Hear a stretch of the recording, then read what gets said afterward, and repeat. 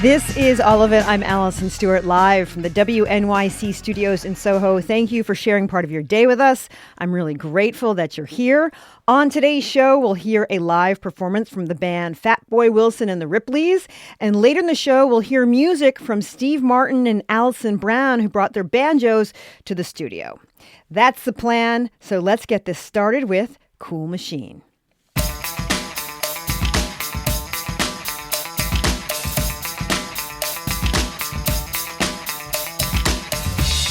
Much like how Colson Whitehead had one last book in his Harlem Trilogy to complete, his central character in the series, Ray Carney, just couldn't resist one last job.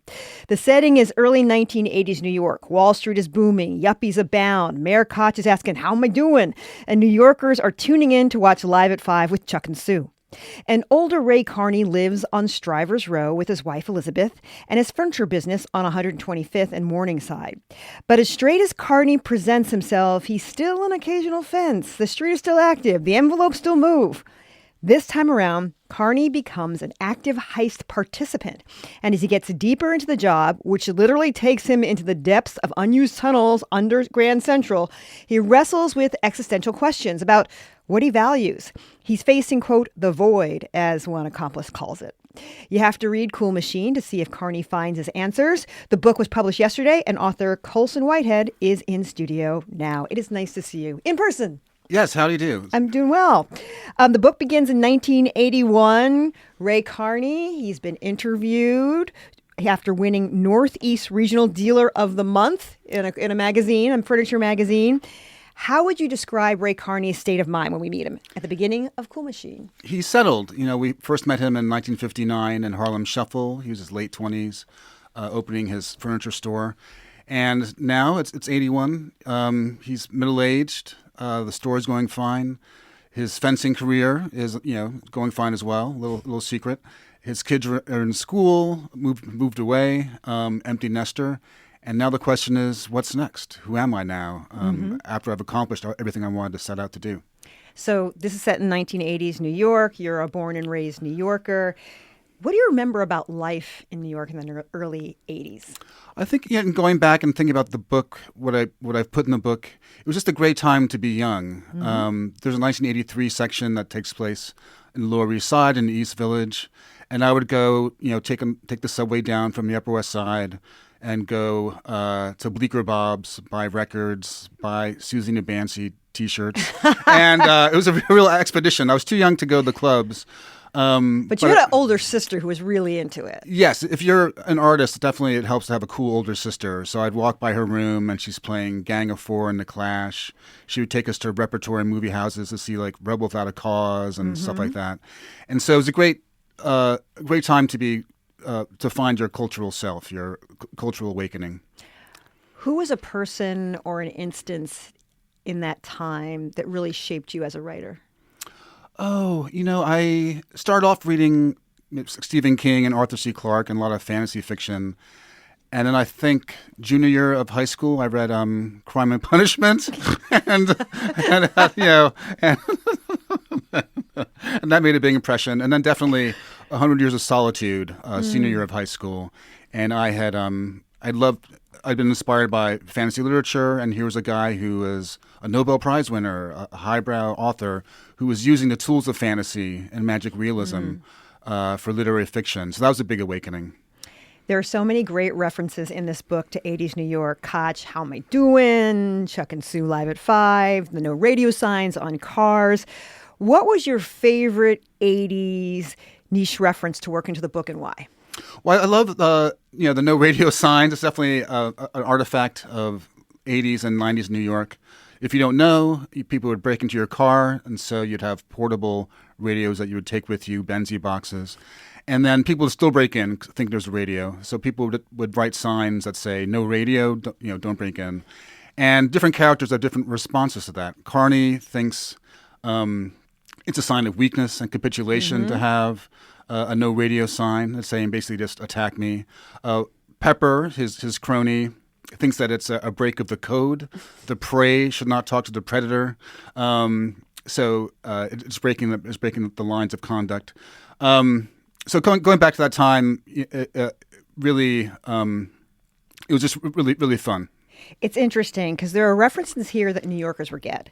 And then there are references that only black New Yorkers are likely to get. I fell out of my chair when you mentioned John Atchison.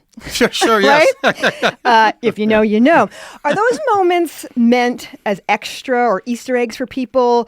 Is it okay for people if they don't necessarily get those parts? Sure. I mean, I was researching John Atchison. Is not really on Google. There's actually a Times article from the 80s about hairdressers. Yeah, I mean, you don't have to get every reference from the context. You understand it. But those markers are realism. You know, these are real people who are living in the city that you recognize. And I want to get it right. I had to wait for many hours for my mom to get a John Atchison. Let me tell you. My mom was always there, yes. My guest is Pulitzer Prize-winning author Colson Whitehead. We're discussing his new book, Cool Machine. It follows Harlem furniture salesman Ray Carney and his associate Pepper as they navigate the criminal underworld of the early 1980s New York. Cool Machine is the third and final in his Harlem trilogy. Colson has a book event with Garden State Author Talks in Montclair. That's tonight, and he'll be at Union Square and Barnes & Noble on August 3rd. Wanted to get that out there. At this point, Ray, he's an unk, as the kids would say. He's got some thoughts on graffiti. How do you imagine Ray feels about the state of 1980s New York?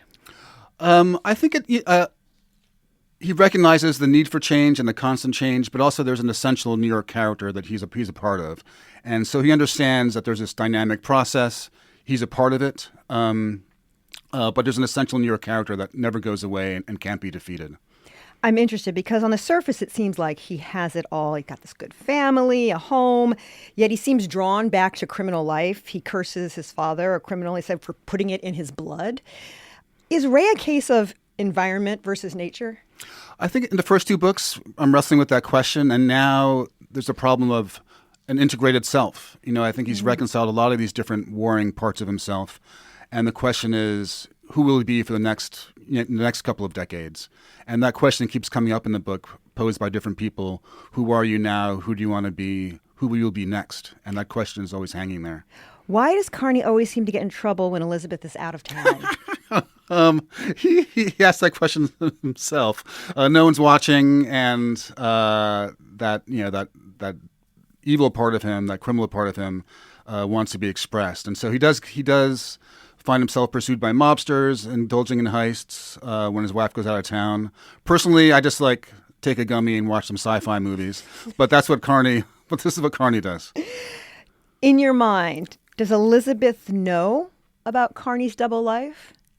She winks. You know, I found a genealogist did research on my family and found the first instance of, I think, a Whitehead in a newspaper, and it was Augustus, Georgia, 1906, and the headline, it was "Drunken Negro Shoots Landlord." So I guess my great-great-grandfather didn't want to pay the rent. You know, the guy wasn't killed. And so I told my sister about this, and she was like, "Oh, well, you know, our grandpa actually ran moonshine for the mob from Canada." And I was like, "What? I'm writing a crime novel. I have to use this, blah, blah, blah." So I went to my mother. I was like, "Did you know this story about Grandpa?" And she was like, "I know nothing about that, but everyone did a little something those days. I think everyone has their side hustle, their way of getting by into the middle class." And so I think Elizabeth understands that Carney is not always on the up and up, but he's a good man. When I got your book, there were these two sentences that I read to everybody. I said, this is going to be a good ride. And I want to read them to you and ask you about them. It's on page 7. And you wrote, it's in the furniture store. There's a woman in the furniture store. And the sentence says, "The Spanish lady galumped between the ottomans." I love that, right? It sets the scene. It tells you what's going on. Did you observe this person? Or was this a person of your imagination? Or did it just was a scene-setting moment? It's made up, but I've galumped. I've seen people galumped. You want to, establish their tone. It's a slangy voice. Establish the furniture store that I know what I'm talking about, and Carney knows what he's talking about. So hopefully, all these senses are working on different registers. What do moments like that help you out as a writer? When you have one sentence that she goes away, we don't hear from her again. I feel in control. I know what the world is, and so I can bend the rules. I I can go in different places once I've established a level of reality and mastery over the story. And the reader hopefully trusts me. Did you spend time in Harlem looking at where Ray's store would have been, figuring out details for the story, or are they purely imagination? I lived there until I was in kindergarten, so obviously didn't have that many memories. So I would do location scouting and just walk up and down. During the pandemic, I was writing Quick Manifesto, and I remember just walking the deserted streets of Harlem and Washington Heights. And I'm thinking, oh, is that where Carney's office is? That's a depressing street. Maybe that's his childhood home. I would dump a body there if I had to, in a pinch. So I'm always, trying to find places that connect with the themes. And if it's a sunny day or an overcast day, I might pick a different building. It's really just that. Oh, interesting. How I'm feeling and vibing that day. We're talking to Colson Whitehead, discussing his new book, Cool Machine. At some point in the book, Carney sees what he deems to be the most beautiful coffee table he's ever seen. There's a recurring quote in the book that reads, "It's harder to find a good coffee table than it is to fall in love." What is it about Carney and coffee tables? And me, he's not necessarily... Colson. He's not really a stand-in for me, but that's definitely... part of my personality. For years, I would say it's harder to find a coffee table than it is to fall in love. And then one day, my wife said, "Stop saying that. It's really insulting." And I was like, "You have a good point." So I gave it to Ray. But his fascination with furniture is a recurring joke. He'll be in a gunfight or chased by mobsters, and he'll stop to consider the make of the carpet or the make of the sofa. The action slows down, and it's a little moment of humor. How much research did you have to do into furniture? You have to immerse yourself. So really? I wrote a book about elevator inspectors. So I went to the library and got passing the elevator inspector exam. Took out that book. In this case, I wanted to get the language of 50s furniture catalogs. No matter what interest you have, somebody else has it and it's put on Pinterest. So if you go to Pinterest, you can find complete furniture catalogs. And I'm always stealing slang and nouns and adjectives. So I would just read these catalogs and read about the champagne finish on the couch, and hopefully use that to furnish Carney's conception of what a furniture world is. One of our producers wants to know, did you go incognito into furniture stores and pose as a customer? I don't like to do research in person. The more I can do at home, I'm happier I am. When you go outside, there's too many people. I don't like people. So I knew you were going to say that. We'd love to get you to read a little bit from your book. What are we going to read? It's the first page, and it's 1981, and we're setting the stage. The city that year was true to its personality, as malformed across the centuries, a monstrous entity powered by innate miseries, operated by brute will, and held together by pluck, fury, and rebar. It had been flat broke, and now clambered from the crater of debt, one mucky handhold at a time. Crime, in its ingenuity, devised new permutations daily, making every citizen a victim or a witness. New arrivals poured in hourly, as if there were room, multiplying the local varieties of sadness and perseverance, and outnumbering those who'd scurried to the suburbs or fled their last humiliation. It was dirty and sick and plain-spoken in its threats. "How am I doing?" the mayor asked on his rounds, barking like one of the mangy seals installed at the decrepit and neglected Central Park Zoo, a real dump. It was his trademark. Everybody needs a gimmick. How am I doing? The same as everyone else, tired, banged up, but staggering forth somehow. That was Colson Whitehead reading from his new book, The Cool Machine. We'll have more on all of it.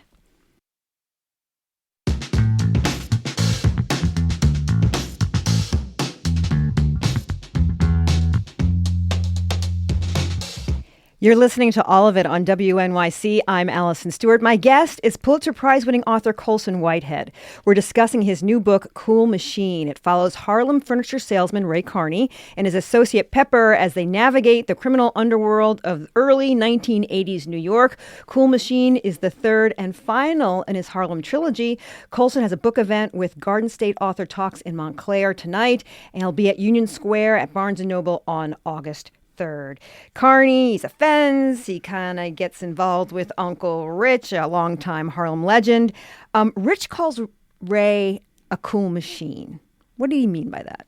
I like those two words. They sound, well, cool.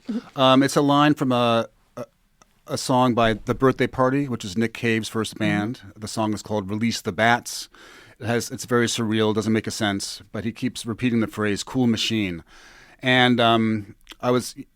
different phrases were auditioning for titles for the book, and that stuck with me. Uncle Rich calls Carney a cool machine. He keeps his cool under pressure. He's operating at a very high level of sophistication, so it seemed to fit him and the general tenor of the book. As part of the heist that they get involved with, it goes everywhere. It's back to a robbery in Los Angeles. I don't want to give away too much, but as a writer, how do you plan out a heist? So when because it's quite detailed. It's very detailed. You don't want to get letters saying actually that alarm system was not made until 1965 or 75. So I spent a lot of time getting it right. I think I walked through it logically. How would I do it? not that I can hoist 50 pounds of equipment and rappel down a building. But you try to make it realistic and fun, and it shows a different side of the characters. It's interesting because Track 61 plays an important part in this story. It's underneath Grand Central. That's right? Or it goes underneath Waldorf? It goes from Grand Central to the Waldorf, okay, about 6 blocks, and it was a short 5-block spur line, and basically used for presidents. You could come from D.C. incognito and then go to your suite at the Waldorf. There's an elevator that would take you from underground. And I heard about that on Gothamist or something, some New York website. And I thought that's a good way, a good vehicle for a heist. It's a good vehicle for a heist. We'll leave it there. Sort of the bigger picture, the sort of deeper picture of this book is Carney asking himself, what do you value? What's really worth stealing? Why are these questions that are gnawing at him or at you at this point? It's been 1,000 pages. I'm trying to wrap things up and put the first 2 books into clarity. He's been on this criminal journey, a journey of self-discovery. And at the end of the day, there's a lot of question, like, who are you? He's been tested in various ways. He's tested other people. The city has tested him. He survived. But who will he be? Who is he actually deep down? And so that's what I'm trying to get at. Were those questions you asked yourself during the pandemic? I felt, I had a purpose. I was writing, and usually I knock off around 2 or 3, but because I couldn't leave the house, I had an extra stint from 4 to 7.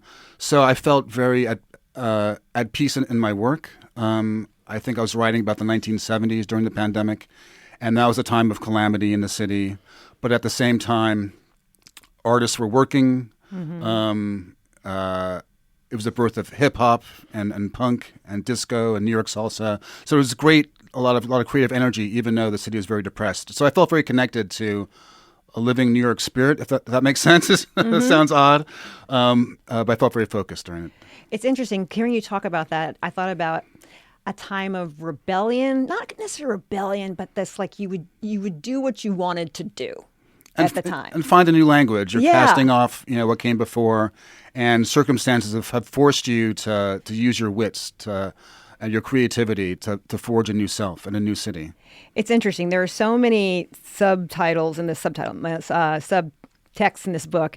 A lot of New York history is in this book, especially Donald Maness and the Parking Violations Bureau scandal of the 80s. The tabloids were all over it.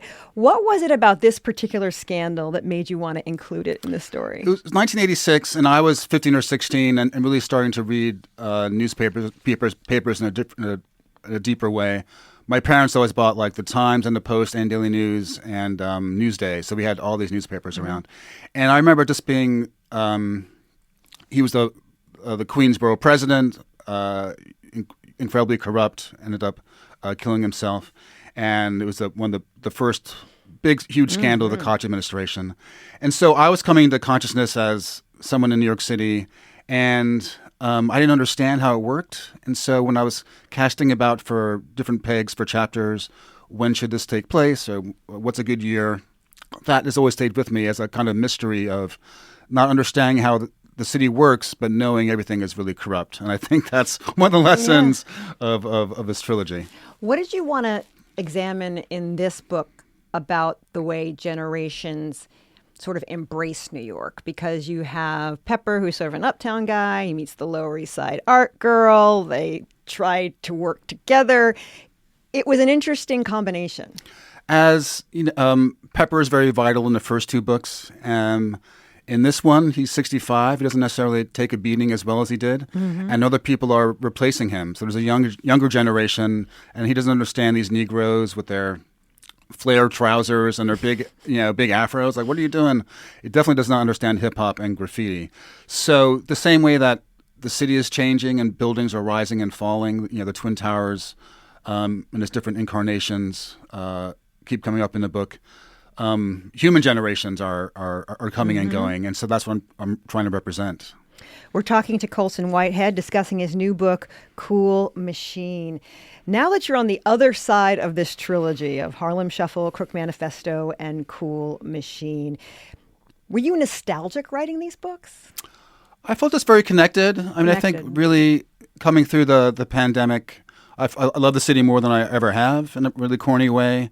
I think narrating that ebb and flow and that dynamism of the city has really sort of clarified my feelings.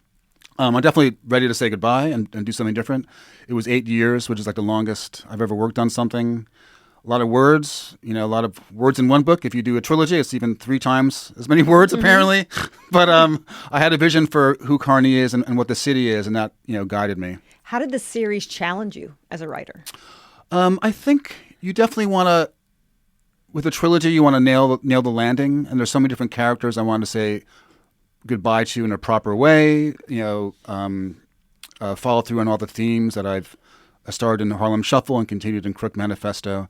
And I'm a Gen Xer, obviously, and my trilogy is the Star Wars trilogy, and there's a lot of lessons there in sticking the landing. Star Wars is great, and then Empire is better, and then Return is like sucks because of the Ewoks. You want to go, if you're doing a trilogy, Star Wars, and then Empire Plus. Like, it's Empire, but Chewbacca has a love scene or something. Like, you want to push the envelope and really bring it home. So that's basically what Cool Machine is. It's like Chewbacca has a love scene. When you say stick the landing, all I can think is Nadia Comaneci, like going, yes, yes, Gen X, completely. You dedicate the book to New York effing city. That's what I can say on the radio. What keeps you enamored or interested in this city? I think if I got it right, I would stop writing about it, but I haven't gotten it right yet. So my first book, The Intuitionist, is kind of allegorical New York. Yeah. Zone 1 is a post-apocalyptic zombie New York, and that's kind of like a utopian New York because everyone's dead, so there's no line at Whole Foods or to get a cab. And this is like a realistic depiction. So I keep trying different strategies and attacking the city in different ways, and maybe one day I'll get it right. With your next book, is it going to be set in New York? There's a couple of pages, but I don't want to do the whole New York book again, but it does start in New York City. This was in this New Yorker article, and people have probably asked you about it, but I'm going to go ahead and ask anyway. On a bench at 93rd and Broadway, there's a plaque that reads Colson Whitehead's office. So Broadway, big boulevard, there's a greenway in the middle, and there are benches. Usually there's some decrepit character urinating or something in the benches. But definitely during the pandemic, I would sit and rest, get out of the house, and sit on the bench near my neighborhood. And I talked about getting a bench that says Colson Whitehead's office. Of course, I'm too lazy, so my wife did it for my birthday. And if you go to 93rd and Broadway, you can inhale the aroma of Colson Whitehead's office. Get a pink berry right there. Yes, there's like usually a dead pigeon or something there. Is there something in this book that you want people to spend an extra 5 seconds thinking about? A reference, a scene, something that you worked really hard on, or you really think nails it? No, I mean, I think at the end of the Uncle Rich section, the narrator is speculating about New York City mystics and people who are attuned to the city in a special way. They can see the grid behind the grid. And I think all of us have our secret New York that no one else can really see. And I think if I can share my weird New York with you, you can hopefully see yours in it as well. So there are a lot of different moments like that where I'm hoping on doing my job. My guest has been Colson Whitehead. His new book is called Cool Machine. Colson has a book event with Garden State Author Talks in Montclair tonight, and it's at Union Square, Barnes & Noble on August 3rd. Thank you for coming into the studio. My pleasure.